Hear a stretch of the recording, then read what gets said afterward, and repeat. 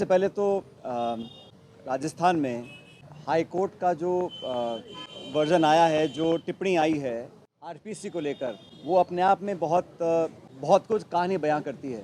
RPSC वो संस्था है जहां से प्रदेश का नौजवानों का भविष्य तय होता है एक तरह से। और लंबे समय से मैं खुद भी कहता आया हूं और लोग भी कहते हैं कि आरपीएससी का जो गठन है, जो चयन प्रक्रिया है, जो कार्यप्रणाली है, जो जवाबदेही है, जो पारदर्शिता है, वो पूरी तरह कॉम्प्रोमाइज़ हो चुकी है। अब जब हाईकोर्ट खुद ये कह रहा है कि आरपीएससी गूंगी बहरी बैठी है, तो मुझे लगता है कि सरकार के पास अब कोई कारण बचा नहीं है, कोई एक्सक्यूज़ बचा नहीं है कि वो मूल चूक परिवर्तन करे। मैं पहले भी कह चुका था कि नौजवानों का भरोसा अगर आरपीएससी के काम करने के तरीके से उठ जाएगा, अगर लोगों का विश्वास ख़त्म हो जाएगा, चाहे वो चयन प्रक्रिया है, चाहे वो इंटरव्यूज़ हैं, चाहे वो एग्ज़ाम्स कंडक्ट करने का जो प्रोसेस है, अगर वो सब पे नौजवान लोग विश्वास करना बंद कर देंगे, तो हमारे देश और प्रदेश के लिए बहुत दुर्भाग्यपूर्ण घटना होगी। मैंने पहले कहा था कि आरपीएससी में जो हुआ वो पूरा एक्सपोज हो चुका है, तो बिना समय ज़ाहिर करे उसमें मूल चूक परिवर्तन करना पड़ेगा। और बार बार ये कहना कि वो संवैधानिक संस्था है, उसमें परिवर्तन करना पॉसिबल नहीं है, ये महज एक बहानेबाजी है। 1 साल से ऊपर सरकार को हो गया और सरकार अगर चाहती तो बहुत कुछ परिवर्तन ला सकती थी, लेकिन महज चुनावी भाषणों में बातें बोलना और सत्ता में बैठने के बाद अपनी आंख बंद कर लेना इस बात को दिखाता है कि कोई अनावश्यक दबाव सरकार के ऊपर होगा। क्योंकि पुनर्गठन करने में, उसको रीऑर्गेनाइज करने में, उसमें कुछ चेंजेस लाने में या उनके वर्किंग को बदलने में सरकार बिना समय खोए काम कर सकती थी, लेकिन जानबूझ के इसको लटकाया गया। अब जब हाईकोर्ट ये बोल रहा है तो सरकार को मुझे लगता है बिना समय ज़ाहिर करे इमीडिएटली इसमें मूल चूक परिवर्तन करना पड़ेगा और करना चाहिए। सब चीज़ों में जो मेंबर सिलेक्ट होते हैं, कौन करता है, कैसे करता है, कोई मापदंड हो, कोई क्राइटेरिया हो। सिर्फ लोगों को संतुष्ट करने के लिए वर्ग, जाति, समाज और प्रांत के अलग अलग लोगों को ऑब्लाइज करने के लिए हम नियुक्तियां करेंगे, तो वो गुणवत्ता में बहुत कॉम्प्रोमाइज़ हम लोग करते हैं। जब चोरियां पकड़ी जा रही हैं, रंगे हाथ लोग पकड़े जा रहे हैं, पुलिस कार्रवाई कर रही है, फिर भी आरपीएससी को अभी तक सरकार ने कोई भी बदलाव के संकेत नहीं दिए हैं और सिर्फ अपनी जान बचाने के लिए स्टेटमेंट्स दे रही है। और कल का जो स्टेटमेंट हाईकोर्ट का आया है, उसके बाद तो मैं समझता हूँ कोई कारण नहीं रहा कि सरकार इस पर कार्रवाई ना करे। सरकार को करना चाहिए और ये बताना चाहिए कि 14-12 महीने सरकार ने ऐसा क्यों नहीं किया। इस बात को न सिर्फ मैं, हमारी पार्टी, प्रदेश के लोग सैकड़ों बार उठा चुके हैं।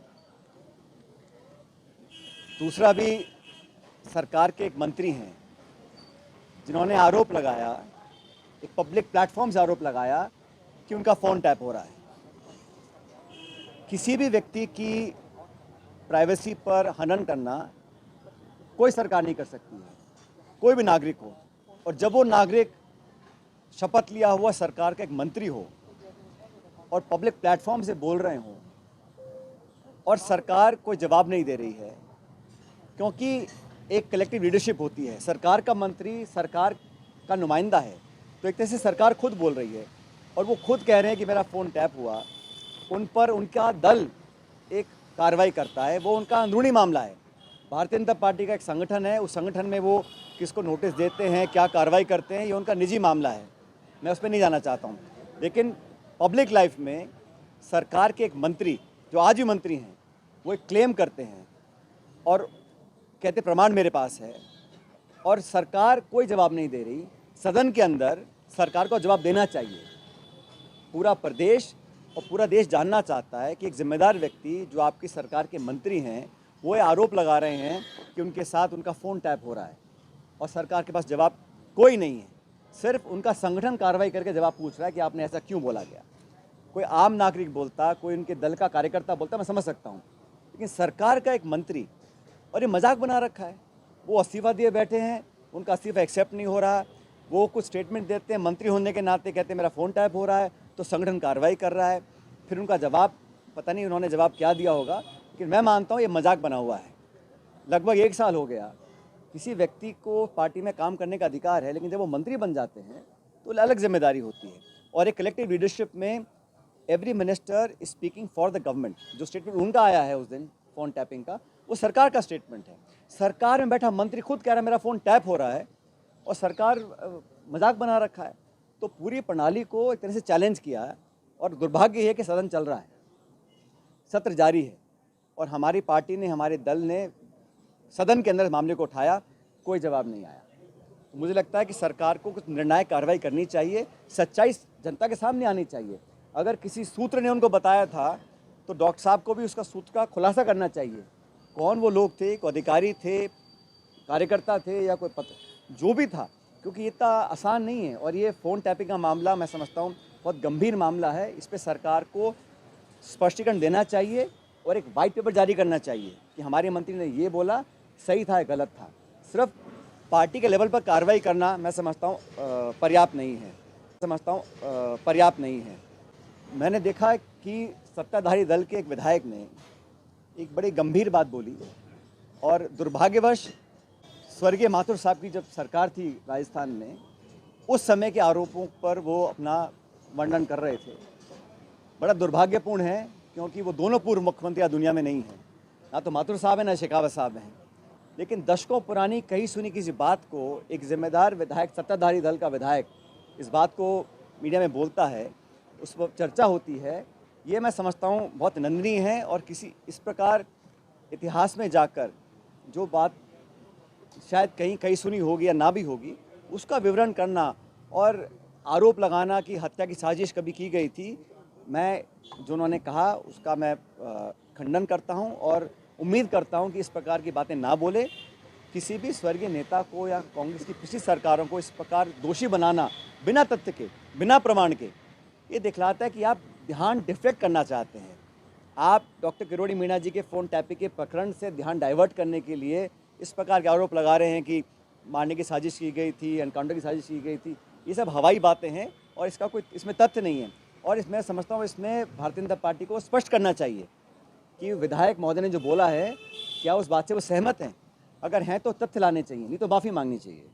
अभी जो ERCP की पहली योजना थी उसका MOU साइन किया गया, वो प्रकाश में आया है और उसमें ये कहा गया कि जो पहले राजस्थान का कोटा था पानी का, सिंचाई का, उद्योग के इस्तेमाल का और पीने के पानी का, उसमें इजाफा किया गया है।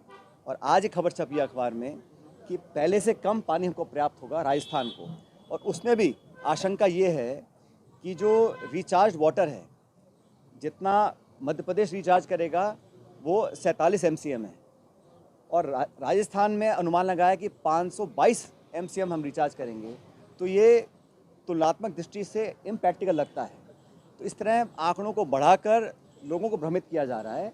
सरकार को स्पष्ट करना चाहिए सदन के अंदर कि जो MOU साइन किया था उसमें जो आपने आंकड़े दिए हैं राजस्थान के शहर के पानी के, उसकी पूर्ति कैसे करेंगे आप? कुछ इसमें जो गुणा भाग किया है वो काल्पनिक है। इसलिए सरकार को जवाब देना चाहिए कि जो पहली परिकल्पना थी ARCP के निर्माण में, उसमें राजस्थान का जो हिस्सा था उसमें पहले तो आपने कम आंका है और जो आंका भी है उसको अगर आप ऐड करेंगे तो वो तुलनात्मक दृष्टि से वो गले नहीं उतरता है। इसलिए सरकार को इस पर जवाब देना चाहिए। सदन चल रहा है, उस पर आके खुल के बोलना चाहिए। आप सभी जानते हैं कि गड़साना में सिंचाई के पानी को लेकर आंदोलन चल रहा है और उस क्षेत्र के लोगों की पुरानी मांग है कि हमको और पानी दिया जाए फसल की सिंचाई के लिए। मुझे लगता है सरकार ने अभी तक उसको गंभीरता से नहीं लिया। गड़साना वो इलाका है जहाँ बहुत पहले और कई लंबे समय से पानी को लेके कई आंदोलन हुए हैं। कुछ आंदोलन उग्र भी हुए थे और वहाँ दुर्घटना भी हुई थी। तो समय का ध्यान रखते हुए सरकार को तुरंत प्रभाव से वहाँ के किसानों को राहत देने के लिए पानी छोड़ने की व्यवस्था बिठानी चाहिए, चाहे उसके लिए उनको जो भी करना पड़े। लेकिन ये मांग जो है मैं समझता हूँ वाजिब मांग है और किसान अपनी मांग लेकर सड़कों पे कई दिनों से आंदोलित हैं, उसका सरकार को संज्ञान लेकर कार्रवाई करनी चाहिए। और अभी आपने दिल्ली में देखा होगा मणिपुर के मुख्यमंत्री जिनका अचानक दिल्ली बुला के इस्तीफा लिया गया। जब मणिपुर में हिंसा चल रही थी, जब एक तरह से सिविल वॉर वहाँ चल रहा था, हजारों लोगों को वहाँ पर पीड़ित किया गया, हत्याएं हुई, बलात्कार हुआ, शोषण हुआ। और उस समय स्थिति को संभालने के लिए अगर मुख्यमंत्री का इस्तीफा लिया जाता तो शायद वहाँ के लोगों को इतना नुकसान नहीं झेलना पड़ता। लेकिन अब जब उनकी सरकार जाने का खतरा था, नो कॉन्फिडेंस मोशन सदन में आने वाला था, तो सिर्फ सत्ता और कुर्सी बचाने के लिए उनका इस्तीफा लिया गया। हिंसा से लोगों को बचाने के लिए, बलात्कार और मौत से लोगों को बचाने के लिए उनका इस्तीफा नहीं लिया गया। तो भाजपा का जो सोच है वो कुर्सी सत्ता बचाने के लिए है, कैसे हमारी सरकार बची रहे। मुख्यमंत्री की कुर्बानी देनी थी तो उस समय देनी चाहिए जब लोग मांग रहे थे। मणिपुर में जो हिंसा हुई हम सब देखे, हम लोगों ने क्या लोगों के साथ वहाँ हालात किए, एक तरह से वहाँ सिविल वॉर चल रहा था, तब उनका इस्तीफा नहीं लिया। लेकिन जब उनको पता था कि विश्वास खो चुके हैं और सदन में सरकार गिर सकती है, उनका इस्तीफा ले लिया। तो दिखलाता है कि भारतीय जनता पार्टी सिर्फ सत्ता में रहने के लिए कुछ भी कर सकती है, और ये बात देश के हर प्रांत में लागू होती है। भारतीय जनता पार्टी को, प्रधानमंत्री जी को मणिपुर जाने का समय नहीं है, लेकिन सरकार बचाने के लिए वो हर हथकंडा अपनाने को तैयार है। तो ये भी उनका एक जो दूसरा चेहरा है वो जनता ने आज, देश ने आज देखा है। दिल्ली में चुनाव संपन्न हुए और हमारी पार्टी का परफॉर्मेंस बहुत अच्छा नहीं रहा। कि मैं सिर्फ इतना कहना चाहता हूँ कि हम लोग वहाँ चुनाव लड़े थे अपनी पुरानी ज़मीन तलाशने के लिए। आप सब जानते हैं कि दिल्ली में लगातार 3 बार हमारी सरकार रही और दशकों से वहाँ पार्टी का बड़ा जनाधार रहा। पिछले कुछ चुनाव में हमने जीत पाए थे, लेकिन ये हमारी पार्टी का एक अधिकार है कि हम खोई हुई अपनी जो मजबूती थी, अपनी जड़ें हैं, उसको मजबूत करें। उसका परिणाम ये रहा कि वहाँ पर जो राज्य सरकार थी उसमें तब्दीली हुई है और आम आदमी पार्टी चुनाव हार गई। लेकिन हम लोग चुनाव लड़े थे खुद की जीत के लिए, हम चुनाव लड़े थे अपनी जो पुरानी हमारी स्थिति वहाँ उसका पुनर्निर्माण करने के लिए। भविष्य में भी हमारा वोट लगभग 30% बढ़ा है पिछली बार से, तो उसमें हम और काम करेंगे और आने वाले हर चुनाव में हम सबको साथ लेकर चलेंगे। मैं इतना स्पष्ट करना चाहूँगा, जहाँ तक इंडिया अलायंस की बात है, इंडिया अलायंस का गठबंधन लोकसभा चुनावों के लिए एनडीए के विरोध में किया गया था। जो संकट देश के ऊपर था उसको ध्यान में रखकर कांग्रेस तमाम दलों के साथ मिलकर एक गठबंधन तैयार किया था। वो इंडिया अलायंस आज भी मजबूत है। जिन मुद्दों के साथ हमने उसका निर्माण किया था वो आज भी मौजूद है और इंडिया अलायंस मजबूती से चुनाव लड़ेगा। आने वाले हर राज्य के जो चुनाव होंगे वहाँ अलग परिस्थितियाँ बनती हैं, लेकिन पैन इंडिया लेवल पर कांग्रेस पार्टी और इंडिया अलायंस की जो एक हमारा इकट्ठा आना था, वो मुद्दे आज भी मौजूद हैं और इंडिया अलायंस मजबूती से आगे काम करता रहेगा। सिर्फ अलायंस में अलग अलग दल होते हैं, हर राज्य में कहीं उपचुनाव है, कहीं राज्य के चुनाव हैं, तो राज्य की स्थिति को देखते हुए अलग अलग पार्टी निर्णय करती हैं। मैं नहीं मानता हूँ कि जो चुनाव जैसे हरियाणा में चुनाव हुए वहाँ हम लोग अलग अलग लड़े थे और दिल्ली में हम लोग अलग अलग लड़े थे, लेकिन जो चुनाव लोकसभा के थे उसमें हम सब मिलकर लड़े थे। मुझे लगता है उसमें कोई बदलाव नहीं आएगा। No, Harsha, every political decision is done with the due consideration of the state unit and the AICC. Whatever is in the best interest of the party, we do that. For Lok Sabha, we had understanding and the elections are over. For the by-election, it's a totally different landscape and we had to do what the party and the state unit wanted to do, but that was in consultation with the AICC. So I'm saying a by-election or a state election is not in the same purview as the India Alliance for the national elections. लेकिन भविष्य में जो भी निर्णय लिया जाएगा वो अलग अलग दलों के साथ बैठकर लिया जाएगा। लेकिन मैं फिर कहना चाहता हूँ, इंडिया अलायंस का जो गठबंधन था मजबूत है और मजबूत रहेगा। मैंने कहा ना, बाई इलेक्शन में हम लोग अलग अलग लड़े थे, लेकिन जो हम चुनाव लड़े थे तो साथ ही लड़े थे। उसका परिणाम यह है कि भाजपा 11 जगहों पर चुनाव हारी थी, तो वो मजबूती का परिचय हम लोगों ने दिया था। और लोकसभा चुनाव में जब भी चुनाव होंगे हम सब मिलकर चर्चा करेंगे कैसे करना है। I am saying that when a sitting minister, please understand, it is not an allegation of the opposition. It's not an allegation of an ordinary party worker or a citizen of the state. That itself is very severe and a very grave offense. But if a sitting cabinet minister has on record made that allegation that his phone is tapped, a mere organizational notice does not justify the action that should have been taken. It's a very grave offense, especially uttered and on public said by a cabinet minister, sitting cabinet minister. भाई विपक्ष के लोग आरोप लगा, मैं समझ सकता हूँ, लेकिन सिटिंग मिनिस्टर बोल रहे हैं और बजाय सरकार को कार्रवाई करे संगठन नोटिस दे रहा है, उनको जवाब मांग रहा है। That does not justify the action that is required to be done and phone tapping is a serious offence. Any such incident now or before should be absolutely transparently investigated and anyone found guilty, any leader, any party member, any officer, any police officer, जो भी है, अगर किसी ने कुछ गलत किया है तो उसका आना चाहिए। कहा है कि हर गलती सज़ा मांगती है, तो गलती करेगा तो सज़ा मिलनी चाहिए। अब वो जान बचाने के लिए ध्यान भटका रहे हैं ना, तो स्टेटमेंट दिया है भाई, स्टेटमेंट दिया ना, उस पर चर्चा करनी चाहिए उनको। और अगर ऐसा कुछ था, प्रमाण लेकर आए उसका। लेकिन जो दुनिया में नहीं है, 20-25 साल 30 साल पुरानी बात कर रहे हैं आप, ऐसी आरोप लगा देंगे किसी के ऊपर, ये गलत है। वो तो आप आज आप क्राइसिस में आ गए हैं, आप अपनी जान छुड़ाने के लिए इधर उधर की बातें कर रहे हैं, और क्या प्रमाण है किसी के पास? ना तो भैरव सिंह जिंदा है, ना माथुर साहब जिंदा है। लेकिन इस प्रकार की बातें बोलना एक बड़ा गैर जिम्मेदाराना बयान है। सरकार ने पहले ये कहा था, सरकार के मंत्री ने कहा था कि न्याय जांच होनी चाहिए, मैंने भी मांग की थी। अगले दिन कहा था कि वहाँ पर जो एट्रॉसिटीज़ हुई हैं उसकी न्यायिक जांच हो, प्रशासनिक या पुलिस की जांच से सच्चाई सामने नहीं आएगी। न्यायिक जांच नहीं कराई, इसका मतलब है सरकार नहीं चाहती कि वहाँ न्याय हो। अगर किसी के साथ गलत हुआ है, घरों में घुसे हैं, लोगों को मारा है, उनके सामान जला दिए, सब कुछ किया है, दिन छिपने के बाद किया है, जब जांच ही नहीं हो रही है तो न्याय कैसे मिलेगा? और सरकार की कोई मंशा न्याय देने की है भी नहीं। अगर होती तो बहुत पहले जांच के ऑर्डर हो जाते और सब दूध का दूध पानी का पानी हो जाता। From what I understand Harsha, that matter is under its sub judice right now, it's there is a matter going on, so truth will prevail. जो भी सच्चाई सामने आएगी। मैं तो इन प्रिंसिपल बता रहा हूँ आपको, फ़ोन टैपिंग कोई छोटा मोटा मुद्दा नहीं है, और विशेष रूप से जब सिटिंग मंत्री खुद कह रहे हैं मेरा फ़ोन टैप हो रहा है। भाई कांग्रेस के लोग बोलें तो आप कहोगे पॉलिटिकली मोटिवेटेड है, इस पर क्या बोलिएगा आप? कैबिनेट मिनिस्टर अब यार जब कोर्ट को इंटरवीन करना पड़ रहा है हर मुद्दे पर, भर्ती पर, आरपीएससी पर, सरकार कर क्या रही है? अब यार जब कोर्ट को इंटरवीन करना पड़ रहा है हर मुद्दे पर, भर्ती पर, आरपीएससी पर, सरकार कर क्या रही है? सरकार में इतने सारे पावर सेंटर बन गए हैं और किसी को मालूम ही नहीं है क्या हो रहा है। अगर कोर्ट को बार बार बोलना पड़ेगा, प्रशासनिक इश्यूज़ में इंटरवीन करना पड़ेगा, तो स्टेट के लिए अच्छी बात नहीं है। और सरकार, मुझे लगता, अब नौकरी की बात कर रहा हूँ, सरकार अपनी पीठ थपथपा रही है। पिछले बजट में घोषणा की थी 4 लाख नौकरी देंगे।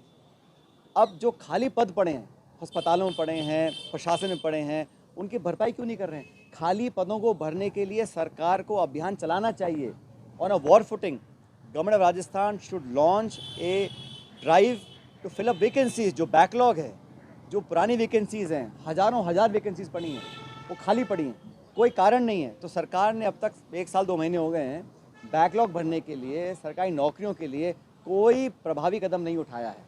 सिर्फ आंकड़ों का खेल खेल रहे हैं, सदन में आके भाषण दे जाते हैं और धरातल पर कुछ हो नहीं रहा। इसलिए नौजवानों के भविष्य को सुरक्षित करने के लिए राजस्थान सरकार को तुरंत प्रभाव से अभियान चलाना चाहिए भर्तियां भरने का। इतनी सारी पोस्ट खाली पड़ी हैं, उसको भरने का कोई सरकार को कोई जहन में नहीं है।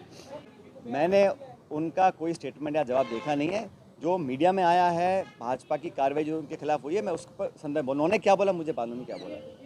भाई सरकार की जिम्मेदारी है सदन को चलाना, सरकार की जिम्मेदारी है, गवर्नमेंट की जिम्मेदारी है सरकार को सदन को चलाना। अब सदन में आपके मंत्री आरोप लगा रहे हैं, आप जवाब नहीं दे पा रहे हैं।